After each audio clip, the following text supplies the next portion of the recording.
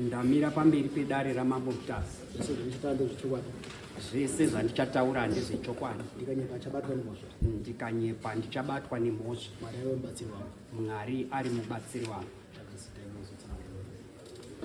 Azvita pamusoro changamire. Pamusoro makurukota. Inini ndinonzi Elliot Matsenyengwa. Ndauyawo nenyaya yangu yeland dispute pakati pangu naTendai Mutsamba.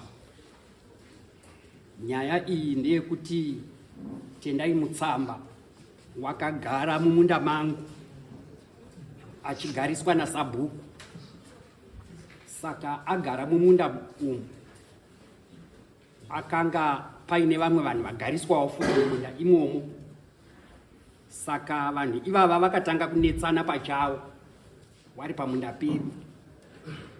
Kuna 2018 vanetsana vakauya nenyaya yavo kudare kuno kwaMAMBO. MAMBO vachibva vauya paground vachibva vadaidzawo nharaunda kuti nharaunda tipei tisu. Nyaya yemunda panapa yakadii. Nharaunda ichibva yapupura kuti vanhu vari kunetsana hawa munda uyu ndewe kwaMatsenyengwa. Mai wangu achibva adaidzwa neanonzi Pogopo. Tenda kudaidza vanhu vekwaMatsenyengwa apo tanga tiri kumabasa. Achibva auya zvikanzi mbuya munda wenyu here uyu. Achibva ati munda wangu. MAMBO achibva ati zvakanaka izvi. Tazvizwa nharaunda iri kupupura kuti munda uyu ndewe kwaMatsenyengwa. Nyamunokora naMutsamba vachibva vaunzwa kudare, vachibva vauya kudare kunoko. Vachibva vanzi mese hapana muridzi wemunda. Munda ndewe kwani? Ndewe kwaMatsenyengwa. Ibvaipo. Saka Nyamunokora vakabva. Murume uyu haana kubvaba. Wakaramba aripo. Inini ndaenda kwaSabhuku. Sabhuku nditongereiwo nyaya yangu. Pane vanhu vekwaMutsamba avo vakagara pamunda pedu. Saka tiri kukumbira kuti mutibvisirewo vanhu. Sabhuku munyuku waiti ina handigoni kuwadini kuwabvisa apa. Matsenyengwa wadini kuwagurirawo. Tonyorerana pasi kuti wawagurira. Inini ndoti Sabhuku inini ndine wana ini. Ende munda uyu ndewana sekuru wakatotisirawo isitiri wazukuru. Saka munda wedu wana wedu ari kukurawo wakomana. Hatigoni kumugurira apa. Saka Sabhuku wakaguma ati saka kana wadaro ita zvawafunga. Saka 2020 ndakabva ndazouya nenyaya yangu kwaMAMBO kuno. kwaMAMBO MUTASA. Chibva tapinza land dispute yedu. Ichibva yanonokwa kutongwa nenyaya yeCovid. Asi yakazotongwa muna 2021. Tichibva tapuwa tsamba inoi nedare rinoi. Tsamba iri kutaura kuti land belongs to Matsenyengwa. Tobva tati izvi zvakadini izvi? Zvakanaka izvi. Saka taitarisira kuti varume ava vachabva palendi yedu. Hawana kubvaba. Wakaramba waripo. Pakatongwa nyaya iyi naMAMBO MUTASA. Wakati imimi endai morime munda wenyu. Saka isusu takaenda batatanga kurima munda wedu tichisima mabhanana edu. Tichisima mikotopea yedu. Tichisima mijumbuya yedu. Then zvabva ipapo 2025 gore rapera. Sabhuku wakazouya obva atinyorera tutsamba. Kumashure okuSabhuku waiti nyaya yenyu Matsenyengwa inini handichaitongiba. Tamuendesera tsamba iyi. Handichaitongiba nekuti yakabva kwani? kwaMAMBO MUTASA. Sabhuku wacho wakatombodaidzwa kuya kudare kuno. Handichaitongiba yakabva kwaMAMBO MUTASA. Zvakanaka izvi. Then gore rapera Sabhuku munyuku wakatanga kutinyorera tutsamba kwekuti Matsenyengwa uya ne $20 pamunda pako ndikugurire mugani. Saka inini ndakati sabhuku awa wakati handichatongi nyaya ba. Makore ese andaiti sabhuku titongerei nyaya yedu. Waiti handiigonimba. Ndikaenda kwa mambo ndikapuwa tsamba yekuti munda ndewe kwa Matsenyengwa. Sabhuku ruti handina kuenda apa kwa sabhuku. Sabhuku achibva auya futi waituma wanhu waaituma. Vamwe vacho ndo vari apa vanonzi Samacheka naSagopo ndo waitumwa itutsamba. Sabhuku achibva vatuma futi varume ava. Achibva wasvika Samutsamba makore ese pane paairima achigumira achirima uku kwaakavaka palendi yedu futi achigumira apa paanorima makore ese. Inini apa pakati apa ndo pandakasima mabhanana angu nemaafu. Saka Sabhuku akabva atuma varume ava 40 meters from boundary chairo riri kugumira varume ava achibva aisa mapegi. Sabhuku munyuku achibva ati ndo mugani. Isu tisipoba isusu. Inini mba ndazosvika pamunda pangu ndoona munda wangu wane mapegi. Ini ndine tsamba yekwa MAMBO MUTASA. Chibva ndadzipura mapegi aya ndamaisa paside. Sondo rakateera bva ndaona vakauya imwe tsamba kunzi Matsenyengwa uri kudiwa kwa Sabhuku ngenyaya yekudzipura mapegi. Saka nekuziva kuti Sabhuku ava nevanhu vekwaMutsamba vari kusapotana panyaya yekutora munda wedu, ndakati kana Sabhuku vari kuda kundisunga ngawaendese nyaya kwani kwaHeadman kana kwaMAMBO MUTASA. Saka handina kuenda apa kukatsamba ikako nekuti wanga vari kudhivhaidha munda wangu une tsamba. Ndabvisa mapegi kwakazouya tsamba yechitatu futi kuti Matsenyengwa uya kudaro kwaSabhuku. Handina kuenda, tsamba dzacho ndinadzo panangu. Handina kuenda vakudaro iro nekuti tsamba dzacho dzanga dzisina nezvidhindo, kungori katsamba kakangoparwa parwa so. Handina kuenda. Saka zvadaro gore rino iri muna Mei ndakasvika kumunda kwangu. Mune makotopeya arimo akasimwa nevanhu vanga vasetla pakati apa. Vanhu vaya vachibva vabva pakatongwa nyaya vakabva vosiya mikotopeya iya iripo. Inini ndakarima pesa apa. Mikotopeya iri pakati uku kune zvandakarima, uku kune zvandakarima, mikotopeya pakati avanorima kugumira uku. Saka murume uyu wakauya abva atora makotopeya ari apa mumunda mangu, masagi 6 emakotopeya. Saka ndaita investigation vakabvuma kuti ndiwo vatora. Saka ndobva ndati ipolice case kai. Ndobva ndaenda kumapurisa kunoripota nyaya yemakotopeya abiwa. Nyaya yobva yaenda court. Prosecutor wachibva vati nyaya yenyu iyi ikapinda mukoti yakadai hakutongwi yemakotopeya apa, kunotongwa yemunda nekuti pane land dispute. Saka imimi endai mogadzirise nyaya iyi yekuti munda ndewani. Ndikati zvakanaka izvi. Ndobva ndadzoka ndobva ndaenda kwaSabhuku avari apa Sabhuku munyuku. Sabhuku ndine nyaya yangu yakadai so. Taenda kukoti varume ava vakabva vamhanya kupeace order kunondimangarira kuti Matsenyengwa uri kutishungurudza, uri kutora munda wedu. Peace order iri yekuda kuvhika kuti ndamangarirei kuti watora makotopeya. Saka vaisa peace order, musi wepeace order yacho wakanonoka kusvika. Vasvika mazita atodaidzirwa, case yanzi dismissed. Saka inini pane akabva andiadvisawo kuti iwewe isawo peace order yako nekuti uri kushungurudzwawo pamunda wako, iwe une pepa remunda. Chibva ndaisawo peace order. Peace order ichibva yatongwa musi wa15 June. Right. Kukoti vakati bvunza tese kuti muri kurowana here? Aiwa.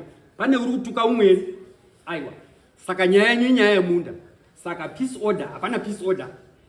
Endai mogadzirise nyaya yemunda. Saka ndiri pamunda chiri kundishamisa ndechekuti Sabhuku wakauya kopega achitopinda mukati kwanga kusina dispute. Kusiya kune dispute kuya kotora imwe land. Yeti Sabhuku uri kuziva ndakamuratidza tsamba pakatongwa nyaya munomu anga arimo netsamba. So ndo nyaya yangu yandauyawo kotaura kudare rineri kuti vanhu ava vari kurambira pamunda wangu wachiti iwo wane rutsigiro rwa Sabhuku. Takamboenda kukoti tichida kutry kuita eviction order. Aizvimirira ndimai. Saka eviction order haina kubudirira nekuti mai munhu mukuru pamwe pacho wakazotadza kunyatsa kutaura. Eviction order was dismissed. Asi isusu tine proof yekuti land iyi ndeye kwaMatsenyengwa. So ndauyawo nenyaya yangu. Tiri pamunda ipapapa vanhu vanotishungurudza. Wakangotiona tiri pamunda, munda iwoyuyu muchapabva pamunda ipapapa zvimabhanana izvi toda kuzvitema-tema.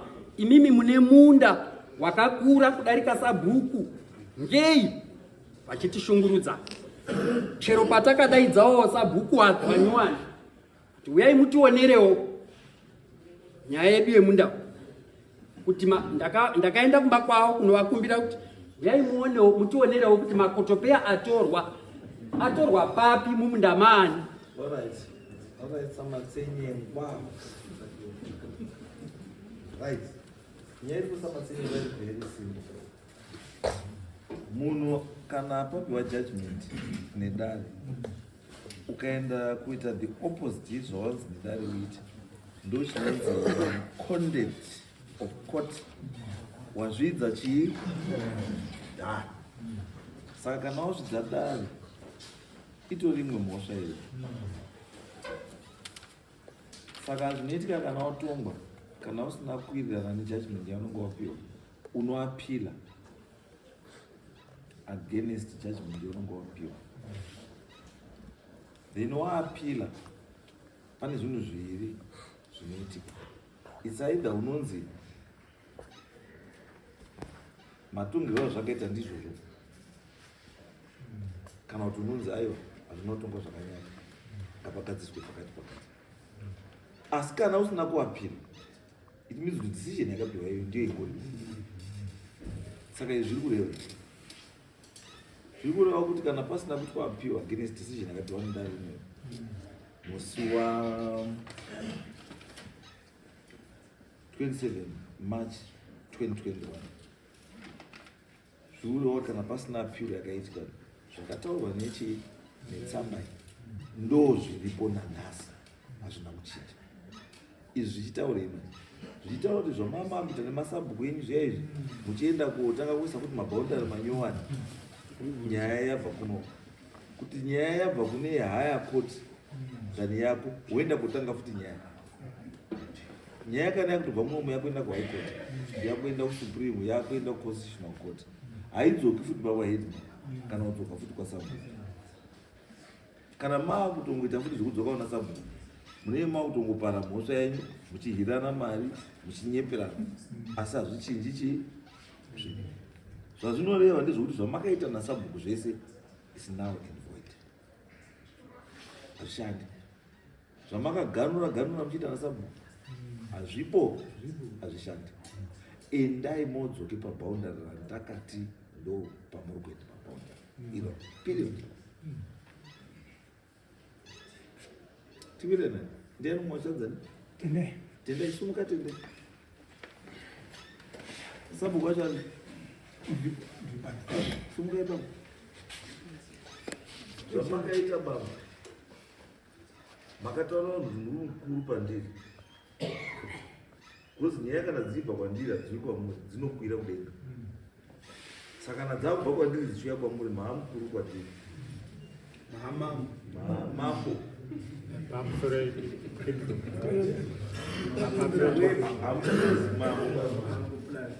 Mukuru wemadzimambo. Saka zvakutaura pamuresa tuoko twamakaisa tuya endai modzipuri motaurira murume uyu chokwadi uyu tuoko twenyu twamakakomera tuya endai modzipuri modzoke patakati ndo pane mugara mazvairi bambo uyu akanzi ndikona ndichikumbira kuti ndimbotaura uyu according to that name vakanzi land belongs to Stephen Matsenyengwa.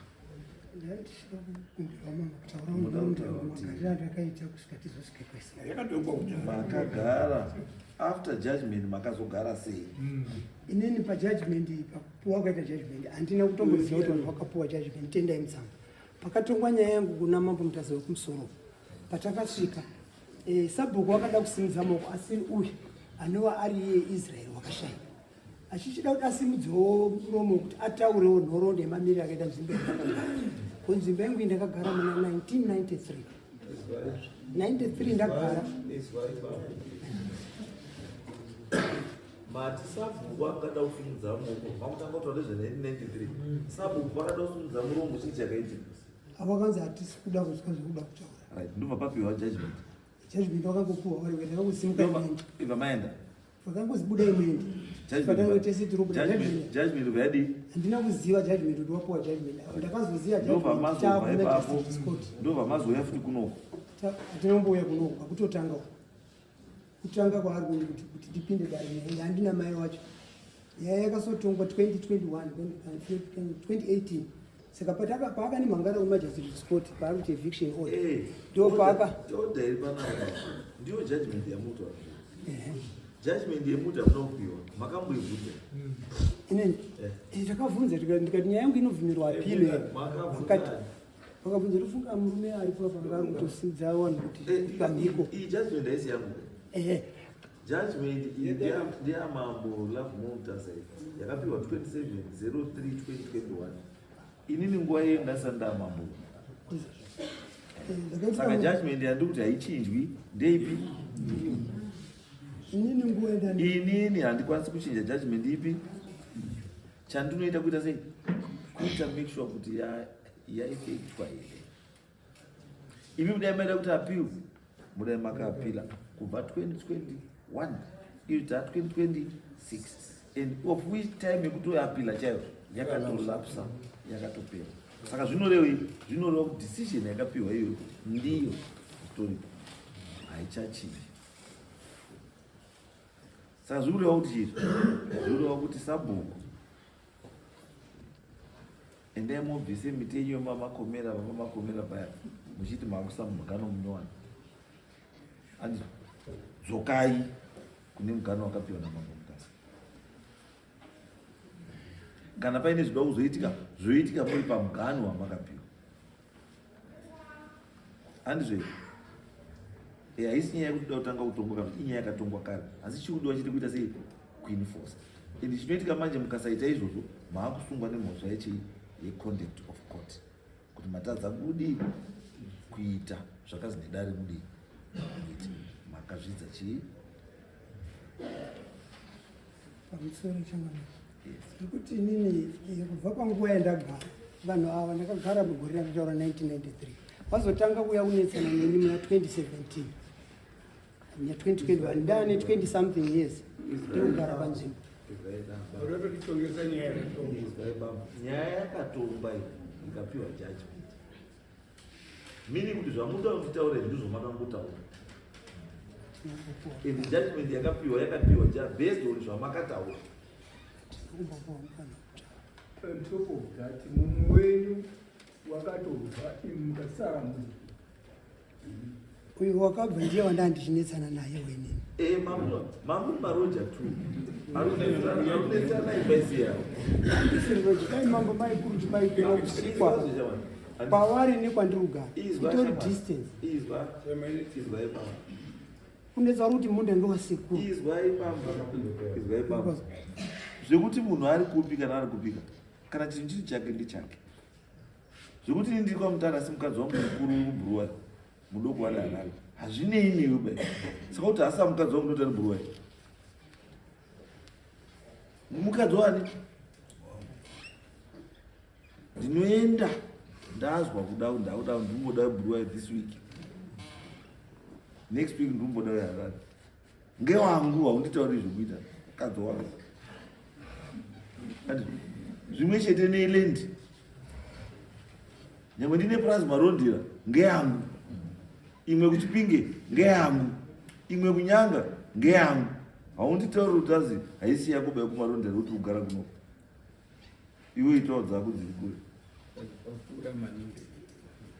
hanzvo zvekuti aziuya kure kudidiri togara 2 km aiya izvozvo hazvikupiona shibiro hazvimbokupiona shipi zvokuti utazi kuti anogara kure aiwa ndekwake hanzvo imi aitorwira muri tubwe maifungwa kuti hapana munhu wacho haazouya imuri bhizi kurwa muri kurwa imba iri kumagreka muri kuchayana iwe baba fako lendodozosvika iya muri urwirei uyatonidzika panapa lendodaiwa ndauya kandiri muri chibvai panapa saka mese chibvai manje saka wauda kukwidza naye ndiani hapana muridzi welendo wepaodi wati chitese takura katundu bamba hamba saka kuti kuti ibambo muridzi welendo wadi uri kuti takura katundu bamba hamba saka zvokuti ndinoti akafuti chiitai mamwe mapepa angu akatosiyana neaya because kana yatopo judgment yakuda maappeal yakuda application for condonation yakuda chi zvakawanda ende yakugweta nokutora izvikuita kana muda kuita ngao because kana judgment iripo iyi handichaiti handiichinji